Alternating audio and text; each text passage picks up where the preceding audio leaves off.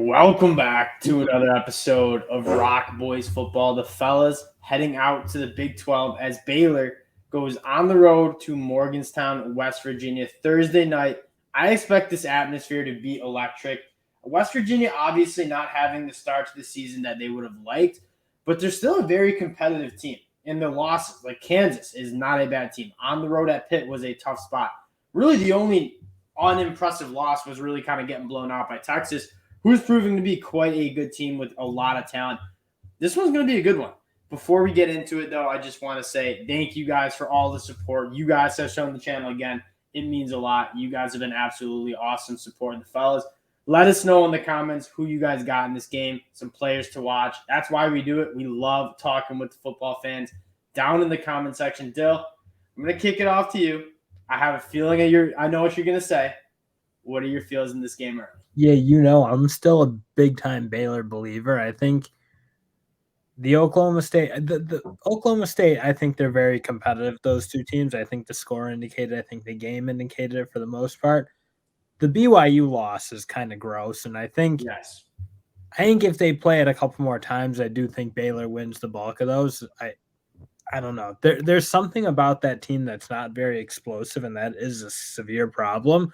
But they're way too good on both sides on both fronts, I think, for this West Virginia team. Yeah, that's what we went in saying in the summer, and why we like Baylor so much is you probably won't find a team that's more complete on both sides of the trenches than Baylor. And Siaki Ika, Jackson player, I mean, they got real talent on both sides of the football. That being said, it hasn't translated to the dominant run game we saw last year with guys like Tristan Ebner, Aiden Smith. And I think that's what's struggling is Baylor. Even when Blake Shapen came in and Jerry Bohannon last year, they relied a lot on that run game to kind of open up some easier throws for the quarterbacks, a lot of play action. Because they haven't been able to run the football with as much success, that's what I think they're kind of struggling with on offense, is with finding those explosive plays down the field. I mean, there's just not enough offensive skill on either wideout or running back. I do think their offensive line's making a lot of movement, and they still look really good there, but their running backs don't pop those 50, 30-yard plays that Smith and Ebner used to do, and that's hurting them, I think, badly. Now, you're coming off a bye, and I do think that Reese is providing a little jolt. I mean, he had 17 carries for 85 yards against Oklahoma State. That's a good front. But what I think you're a little bit more optimistic about is Blake Shapen definitely had his best game. I know he turned the ball over twice, but 28 of 40 for 345 yards. Monterey Baldwin absolutely going to work downfield. He has some serious burners. That's kind of what I was looking for, and I think that's why they lost that BYU team. They just could not find any explosive plays down the field, and it's just really hard for this Baylor team that is kind of not really staying on schedule as much as they need to be to put up points. If you can kind of find those explosive plays with guys like Monterey Baldwin downfield, I like this Baylor team a lot more. I have some questions if they can make that happen on a consistent basis. Yeah, and I do, and I think that's what's hurting them against really good programs. My thing is, though, is you're playing West Virginia team, you're just going to be so superior on again, like I think their offensive line, they're not giving up a ton of pressure at all.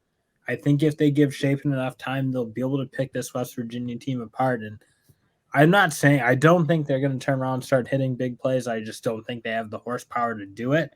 But I think Shapen's playing good enough football, and I think they're just going to pound them up around up front. That it seems to me like they're just going to kind of grind this team down. I think they're too good. I would have agreed with that going into the preseason, but West Virginia's been awfully stingy against the run. I mean, only allowing 3.2 yards per carry. Dante Stills is an absolute hammer in the middle of that West Virginia defense. I think he's legitimately one of the better defensive linemen in the country. You have a guy like Lee Kogba, who is a tackling machine. Jasir Cox, I think, is really good, kind of coming in the box. This West Virginia team I don't think they're as bad as their record says. Like, obviously, a 2-3 start is not necessarily what you wanted for Neil Brown and those West Virginia fans. But, again, competitive against a Kansas team that is actually really good. Probably should have beat Pitt on the road. And the only real not-so-impressive loss is Texas. West Virginia getting 3.5 points at home Thursday night. I'm not super enticed on either side. My lean probably is to take Baylor to cover 3.5 points, but I'm not as confident as you are that Baylor's going to be able to put up enough points to beat But this West the Virginia team. problem is you look at both sides of what I mean on offense, I don't see how West Virginia blocks this Baylor front. Yes, You got concerned about that. You are so good there. Well, that unit did not look great against Pitt. I mean, they hit a couple big plays, Yes. but I think you got a Baylor defense that's pretty well disciplined and composed and don't get gashed a ton, honestly. I think what was hurting them against Oklahoma State was frankly a lot of Spencer Sanders just making some plays with his legs and getting the ball out quickly, but I don't see that as being the recipe for West Virginia because I think that team's moved the ball too much, relying on guys like Wheaton just making hero plays, and those guys can play, but I don't think that's a good recipe for it going against Baylor, and it's just too good up front. I'm with you on that. West Virginia's offensive success outside of, I mean, they were moving the ball a decent amount on Virginia Tech, but you do go back and watch those West Virginia games, and they're awfully relying on, okay, I'm just going to go throw up a football to Bryce Ford Wheaton and have him come down with it. And he's made those plays. That being said, relying on that consistently is probably why they're struggling on offense to kind of consistently score points. JT Daniels does get the ball out fast, but I see him also struggling with this Baylor pass rush. He doesn't have the legs that Spencer Sanders does to extend plays. And if he's not getting the ball out quick, it's going to be tough sledding for West Virginia to move this ball against this Baylor defense. Yeah, and that's what I think. I think this Baylor team's record looks worse than what they are. I mean, they've played a very hard schedule, honestly, up till this point. And Oklahoma State, Baylor, both very tough teams. And it's not crazy. It's not crazy to say Baylor could be undefeated. I mean, they outgained Oklahoma State. They almost 100 yards, not quite. BYU, they probably. I think you're right. I mean, you play that game 10 times. Baylor's probably winning 7 of them. And then West Virginia, you could kind of say the same thing, though. They probably could beat Pitt. They probably could beat Kansas. And the only game that they weren't really competitive in is Texas. Now, that being said, I don't think the strength of schedule is as hard. I mean, well, Kansas, I don't really know what Kansas is, but I'm not really convinced that Pitt is any good either. So, Dill, I'm going to kick it off to you, though. What's your pick for this game? Oh, I love the Bears in this game. You know I do. I just don't think when you are that big of a discrepancy up front, and that is where West Virginia is struggling. They just haven't found an offensive line that can be particularly competent, and I don't think you want to be playing a Baylor Bears team handicap like that.